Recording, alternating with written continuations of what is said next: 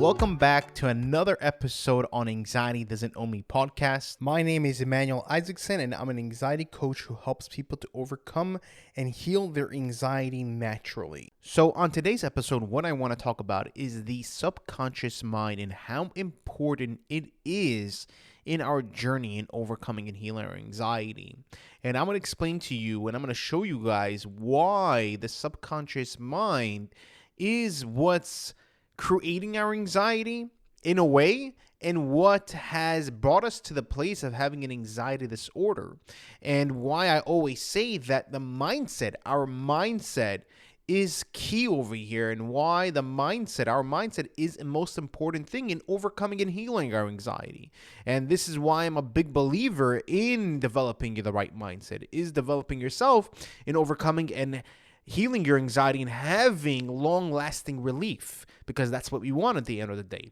And this is a question that I used to ask myself, like, how do I get to that point of having that long-lasting relief that I no longer have to experience anxiety? And my conclusion was that I need to work on the subconscious mind. Now, why is it that the subconscious mind is so important over here, such an important role to play? It's because, think about it this way. Whenever we have the conscious mind and we have the subconscious mind, our conscious mind works according to our subconscious mind. And I'll explain to you what that means. It basically means that whenever, let's say we have a path, and in that path, we have certain routes that we can take. The path that has been created is our subconscious mind. And in that path, our conscious mind can make decisions.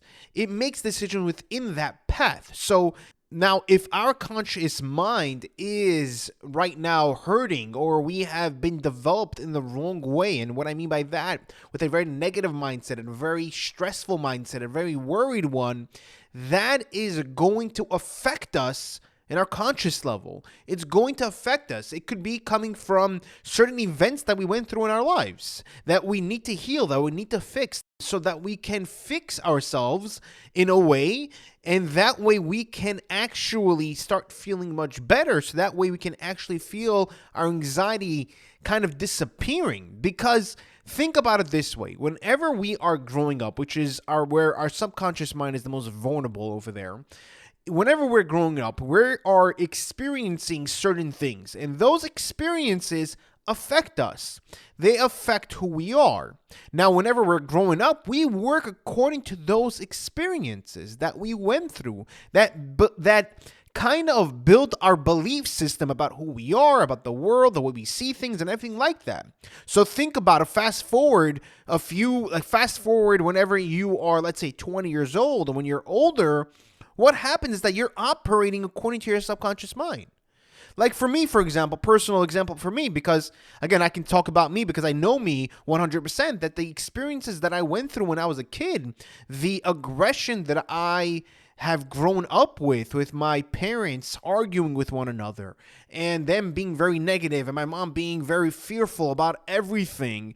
And the way we just grew up, we didn't grow up with money at all. We were kind of on the poorer side, where we barely had any food in the fridge or anything like that. I remember wearing clothing I used to buy one pair of pants per year, and thankfully we had uniforms in school so that kids wouldn't, make fun of us. So thankful for that. But all that experience that I went through built me for who I was, built everything about me. And then when I was 20 years old, boom, I had anxiety, and I didn't understand why. Because, again, my self-esteem, of course, got affected throughout my entire life, where, you don't hear anything positive, and you're always shown that everything is negative and everything like that. So it affects the person. It affects the self-esteem. It affects the self-confidence of not being a certain way. You're comparing yourself to other people of how they are living, and you live in a certain way, the way you grew up. And you know what? I look at my past, at my childhood, I'm so grateful for it, because it brought me who I am today. But in the meantime, whenever I was developing myself, whenever I was growing up, all those experiences, everything that I went through, developed who I was. It created a certain mindset of how to see things, and how to think about the world, and how to think about things. And that affected me whenever I finally hit rock bottom and I finally had an anxiety disorder. Again, the weed was just a trigger. It was the cherry on top. But for years and years and years, I was fighting the entire time. I wasn't in a calm state of mind. I was constantly fighting for people to approve of me, for people to like me, for whenever I didn't have confidence on something, I would stress out about that situation. Let's say, for example, if I had to give a presentation in school, I would dread that.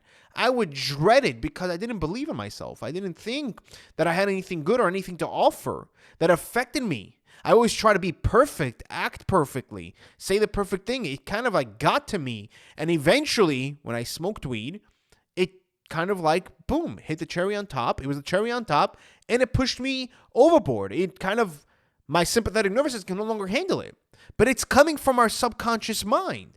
That's what it's affecting us. The events that we had before that is what's affecting us today, is the reason why we have an anxiety disorder. Yes, of course, there's more technical terms of the amygdala sending a signal to the sympathetic nervous system, and the sympathetic nervous system activating the fight and fight mode, and the sympathetic nervous system handles our pressure and worry and stress. Yes, that is all true, but where does the worry, the stress, and the pressure come from?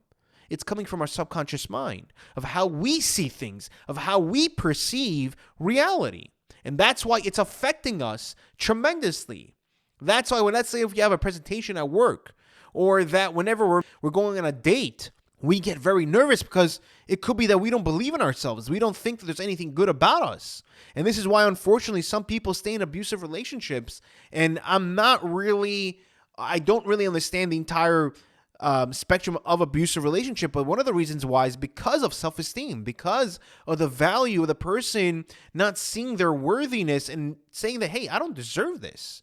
I don't deserve this. And of course, there's more to it besides that. There's more to it with an abusive relationship. And I don't quite understand the entire thing. But one of the reasons why is because of our self-esteem, and that we don't think we are worthy enough, and we don't love ourselves enough in a way. And it's not coming from a selfish way. We need to love ourselves in order to love somebody else. If we don't love ourselves, we can't love somebody else.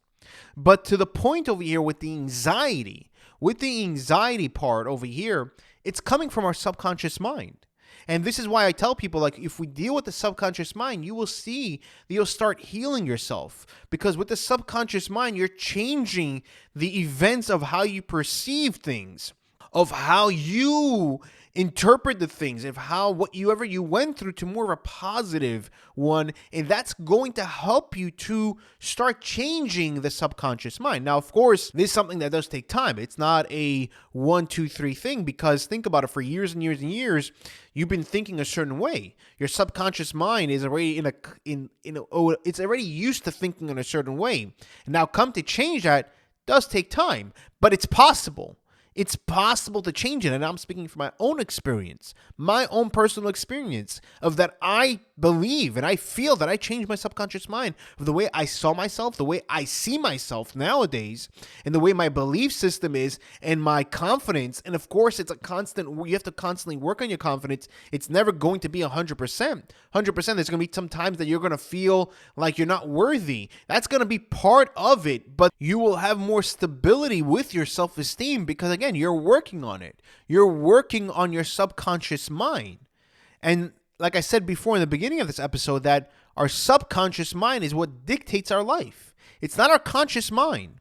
We feel like, oh no, I'm making this decision. But I can guarantee it, if I dissect it, if we go in deeper, you will see that it's your subconscious mind that's actually dictating your life, and it's your conscious mind that's working in that window of what the subconscious mind what it knows, what it's used to. So it's just working in that window that it knows about, and it feels like, no, I'm making the decision. No, you're not really, because I can guarantee it that there were times where you were asked to do something, or to go places, or to a certain event, or to try to do something different in your life, and you shied away from it. You avoided from it because you didn't believe in yourself, because you didn't think it was possible for yourself. You didn't think you deserved it. So it kind of like stopped you.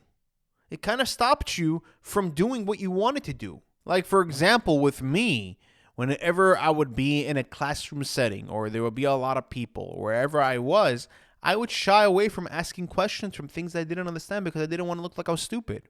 Like I didn't want to know, like, hey, like you don't get this? Like, what are you, slow? That's what I used to think. Or whenever I was interested in somebody, I would shy away from it because I'd say, no, this person's not really going to like me. So I would shy away from that. I wouldn't want to experience that rejection.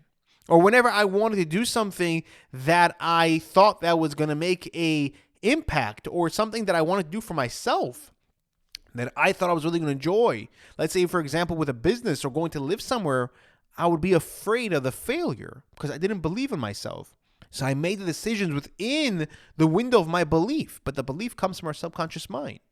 And we need to change that belief system. We need to change it, or we believe in ourselves.